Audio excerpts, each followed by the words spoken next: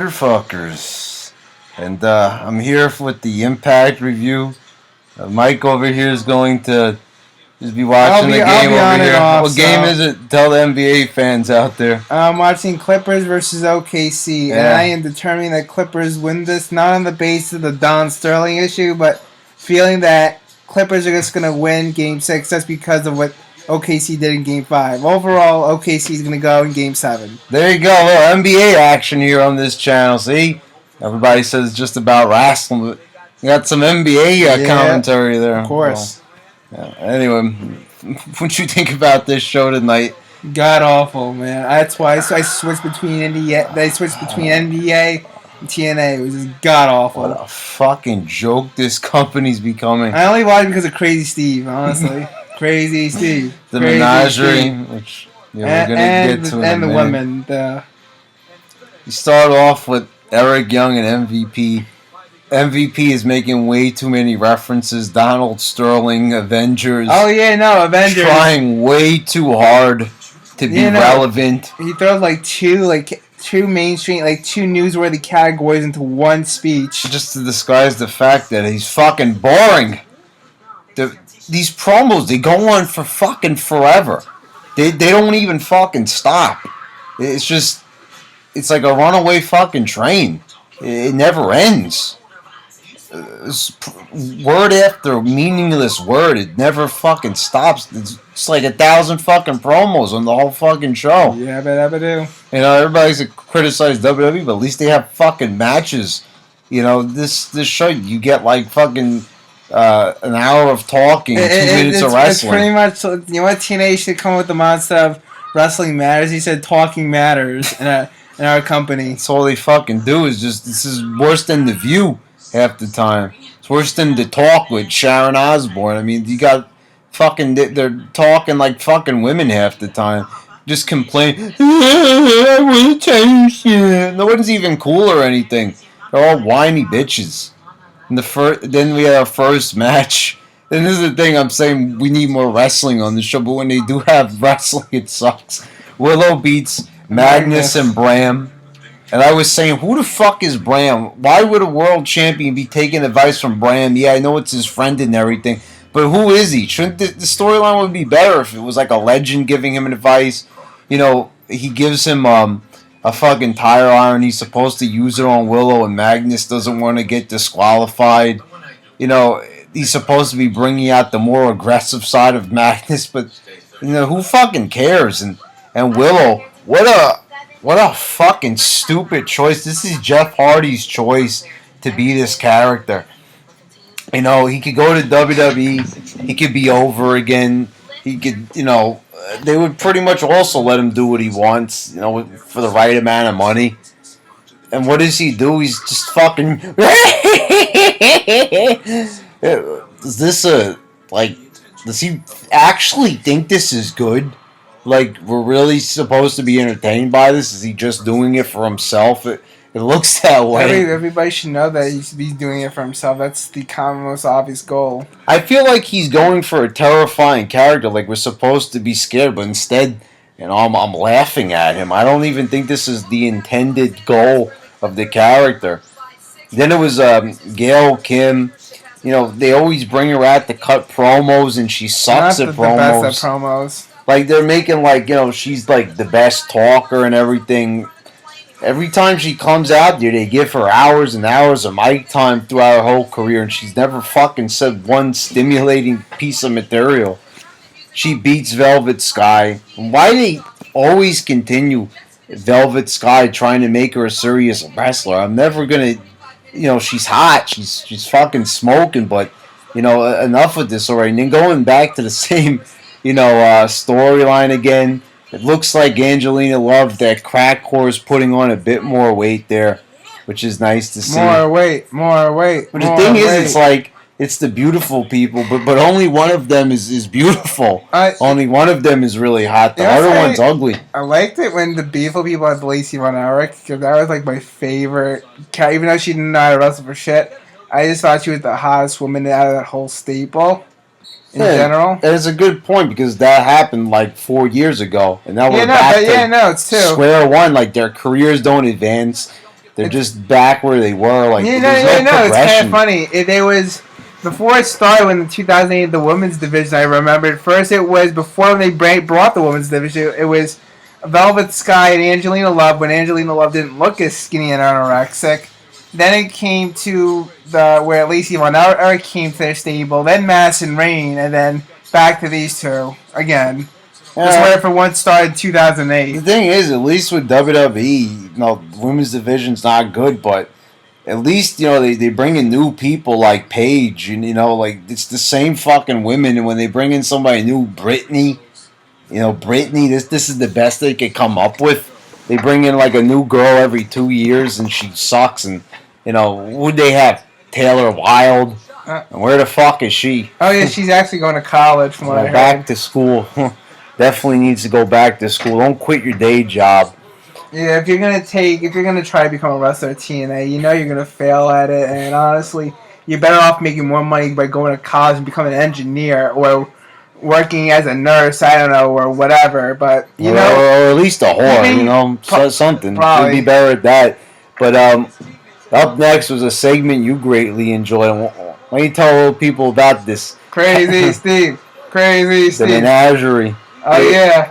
What's the funniest thing, though? What I said to you is that Crazy Steve, the freak who was Rob Terry, he's just wearing a mask. I feel bad for the guy. It's like one of those matches that you could, quote-unquote, call. Like, and Red Bull's like one of the hottest fucking girls I've seen in wrestling in a long time, but they're all of them are over, except for Mike Knox.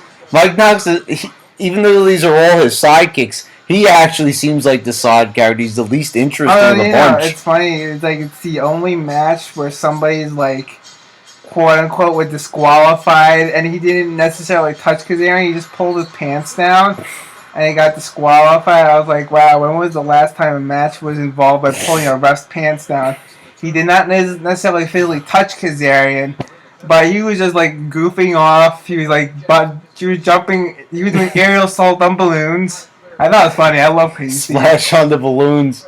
Such intelligent television we're watching here. And not only that, I think this is great professional wrestling here. So, I knew as soon as Crazy Steve was going to go on, it was going to be something goofy. And I was like, awesome, Crazy Steve versus Kazarian, main event. Some people here on YouTube, they like to make videos, 100 reasons why TNA is better than WWE. Why don't you put one reason is the reason? Crazy Steve. Splashing balloons. This is way better than WWE, please. Way better. Then MVP and Eric Young, they have a brawl that lasts for about like a fucking month. They're just fighting. It comes back to commercial. It's still going on. Oh man, this fucking fight. I was like, when's it gonna fucking end? It's just, ooh. They're fighting, and I'm like, when's it gonna end? It just went on fucking forever. I've never seen the fight like it's just a brawl. There should be 3 minutes. Instead, it's like 15 minutes of nothing but them brawling, doing the same thing. And then we had Sandana defeating DJZ. Tigre Uno. This, the one thing is when we used to talk about TNA, we'd say at least they have the X Division. At least that's something WWE doesn't have. But this was boring. Oh yeah. And they have a boring match. Even for a triple threat match, this was like really lame. There was like, it's funny. Even when they started doing the high flying moves, by the time it got to that point, the match was so boring halfway through it. It could have been the most amazing move, but it killed like my whole attitude towards the match. I could only see like one half of the screen because I had like one eye open. I was so bored. It's no fun watching wrestling matches with one eye open and asleep, having a retarded look on your face. This Tiger dude just does a fucking flip and that's it. Oh, here's your X Division match. Then it was James Storm defeating Anderson. damn, how the mighty have fallen. It looked at like one point Storm could have been like a huge star in TNA. Now he's just so fucking lame. So what happened to him? He doesn't even like look the same. He doesn't have that sparkle anymore. Doesn't look like a champ. The management's so bad that it can make any big time star's attitude towards actually wrestling a good match become demoralized. And once you have like a demoralized character, they're not going to want to do all the high flying moves that they're necessarily capable of doing. The wrestlers are clearly bored with this fucking company. Why don't they fucking leave? Because WWE won't hire them, and that means they won't get their paycheck. If they don't get their paycheck, they won't have that money to buy a house or a car or gas, for that matter, that they want. So they're stuck to either TNA or Ring of Honor, which are the only two alternatives. And without those two alternatives, it's either that or they'll probably have to work at Key Food or McDonald's or probably go back to college. I'm going to be honest with that. God, man. Take the Taylor Wilde route. Go back to college and get a real fucking job instead of being a jobber in TNA.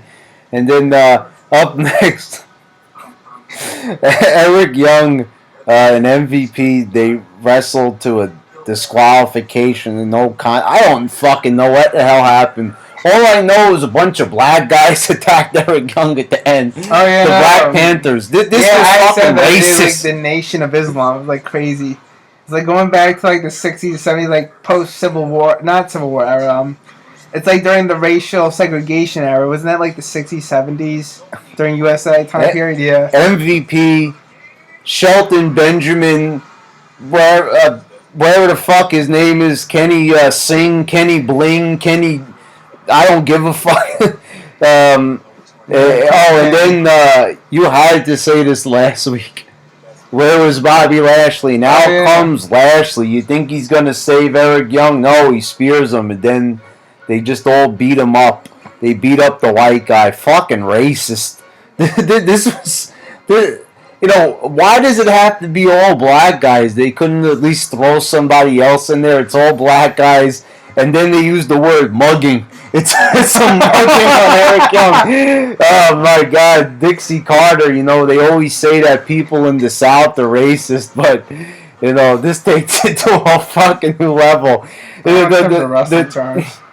TNA. I think Dixie is working for David Duke. I think she's working for the Aryan Nation or something. A fucking racist getting black people to beat up on Eric Young. Terrible show. I give it a 0 out of 10. Oh, wait a minute. Before you even give out the 0 out of 10, did you tell me about the second match between Eric Young and MVP? That was the street fight one. There was the second match, which was the main event one. Yeah, that was the one. That was the disqualification. I don't even know if the bell even sounded. I didn't hear it. Yeah, but this is the thing. The actual beatdown lasted longer than this actual match. 0 out of 10. Yeah. 0 out of 10, motherfuckers. Horrible. What do you give it? For Crazy Steve, if a 0, I'll give it 3 out of 10 just because Crazy Steve was there. Crazy Steve. You love Crazy Steve. Crazy Steve. Oh, TNA.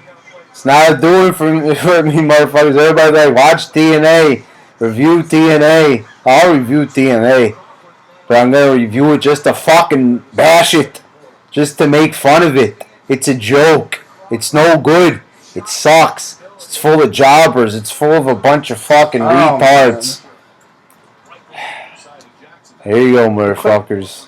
I hate OKC so much. I'm not going to lie. I'm going to try to go to sleep and forget about this fucking nonsense. Alright.